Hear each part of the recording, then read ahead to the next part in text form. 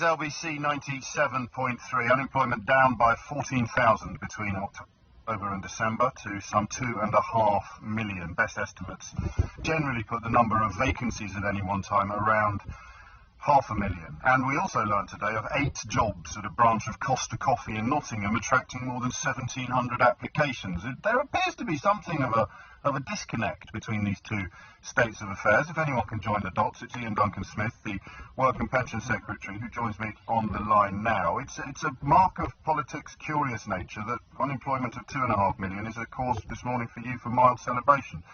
Well, I'm not celebrating. What I'm simply saying is that this is better news, and in difficult times, if you were standing in France, Italy, Spain or Greece or any of those other countries in Europe, seeing their unemployment levels rising and youth unemployment at staggering levels, you'd actually say this was considerably more positive than their position, which is what it is. This is difficult times, but our unemployment figures are in reasonable shape, and the most important thing is there are more people in work now than ever before.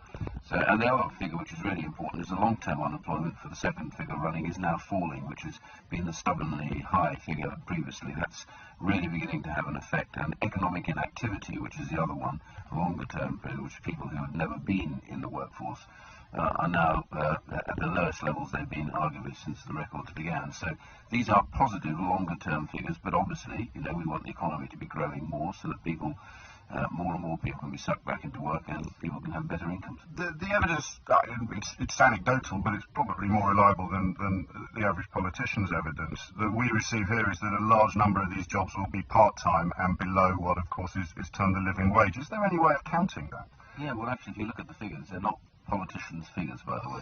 These are independently verified figures by the ONS. And what they show is that, for example, in these set of figures, all the jobs that have been taken are full-time work. And, when we look at this part-time work, it's part of the kind of, everyone's in part-time work. First of all, there's nothing wrong with part-time work for many, many people. The vast majority who take it do it because they have caring responsibilities and they can't do full. Well, but the second point, that's simply not true. No, it is true. It's the only job you can find as part-time. Hold on a second. Well, why don't we live on the figures, okay? Not my anecdotes or yours. The figures published today show that 83% of those who seek full-time work are in full-time work.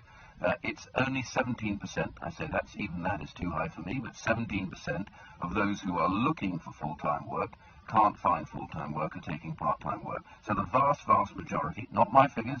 No, Mr. Duncan Smith, so there could be 2.5 million people looking for full-time work. You're confining yourself to people who found it. No, I'm talking about those who are looking for work, those who have found work. Yes, those who found it. There could be 2.5 million people looking for full-time work. Yes, but my point is, listen, these are economic times. Very closely. There are 2.5 million people. These are not anecdotes. These are reality. The reality is that those who seek full-time work are finding full-time work. And 2.5 million people aren't. Yeah, but those are the people seeking work. That's what I'm saying. Those who find work are finding the full-time work that they're after. Others are looking for people work. Who are finding jobs are finding full-time work. There's still millions of people not finding jobs. These figures run for both sides of the equation. Those who are seeking work that's part-time. Yes. And those that haven't got any work but would like to. Yes, but you've got an insight into the people seeking work, but the predominant numbers of them are all. No, I leave that to you because you think that shelf stacking. They think shelf stacking is beneath them. That's an insight, isn't it, into their mind? No, it isn't. That's a ridiculous point to make, if you don't mind me saying so, because I didn't say that. What I said was I've got the transcript in front of me. Yes, okay. People who are doing work experience, which is us allowing people to continue to earn their job seekers allowance, but also to take experience in companies that allow them to do that. They will learn all sorts of different skills, but the reality, I said, is that, look, going into a business and involving yourself in a supermarket stacking shelves is as vital as any other job that you might have to do, and particularly as all of us go to shop at supermarkets, the point I was making, which is more important in life, if your shelves are not got food on them, doesn't the shelf stacker have some particularly strong position in society? Yes, but you were talking about a woman who had no problem with stacking shelves. She merely wanted to be paid for it. And when you use that word, she was paid for it. Well, I think the taxpayer was paying her, for God's sake. I'm so glad you said that. Allowance. I'm so glad glad you said that. We are paying I am her so to glad do. you said that. So what would you rather that the taxpayer if you let me, I'll tell allows you. her to sit on unemployment, not getting work experience? If It you was let me, young I'll people tell you. who asked us for work experience, and over half of those, 50%, are going into work as a result of that work experience. Let me read you the official Department of Work and Pensions response to a petition to abolish workfare, and I quote from your own department: "We do not have work for your benefit or workfare schemes in this country." A further response to a Freedom of Information request, your own department stated: We don't have a workfare program. "Benefit is not paid for the activity." So explain to me how she can earn her job seeker's allowance in a country where benefit is not paid as remuneration. Because the work experience program is one that you volunteered. Companies joining the scheme than have even pulled I out. don't think that's an answer to my question. Well, is the it? huge numbers of companies joined the scheme and are very happy with the scheme, and they are not pulling out. This is a reality that they think this scheme is very good. It gives them a chance to look at young kids coming in. It gives a chance for those young kids to get some experience about the world of work, which they wouldn't otherwise do, and it makes it very, very important for them, because then they're able to take those jobs, often in the companies themselves, and sometimes when they come out, it's in their CV. They then get a job later on because they've got work experience. This is a net positive. This is using taxpayers' money to do the right thing, to get kids into work. That is a number one priority. I mean, it doesn't matter how many times you say it. It doesn't sound any more plausible or convincing. That the bottom line is that you're using benefits to pay an incredibly cheap workforce to subsidise incredibly profitable companies and passing it off as some sort of assault upon a fictional, feckless generation. Well, I don't agree with you. Well, of course you don't. Well, you know, you 1,700 people in Nottingham applying. 1,700 people applying for 8 jobs.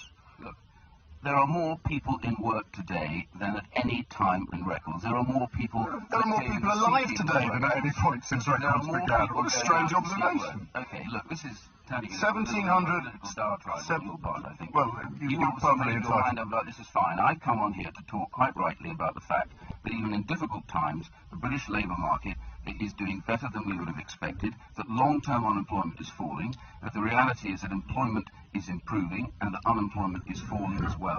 And I believe that the programs that we've set around this, and we're not going to agree about this, but I absolutely believe that work experience is critical to that, to help young people get experience of the world of work and get into work. We simply won't agree about that, but that is my position, that is why I'm doing it. Terribly sorry, I agree with you entirely. People need an awful lot of help to get into work, as improved by the fact that 1,700 people are applying for 8 jobs in a coffee shop in Nottingham today. What would you say to the 1,692 who failed? Well, the reality is that even in that area, there are 15,000 vacancies, and the reality is that claimant count in that area is still falling. So Is that really what you'd say to them? The reality is... Let me finish. So what I say is categorically this. You have to keep looking for jobs. There are jobs there. It's not easy. I'm not saying there's a magic wand to wave, but the reality that people are looking for those jobs is a positive point to make for young people's determination to find work.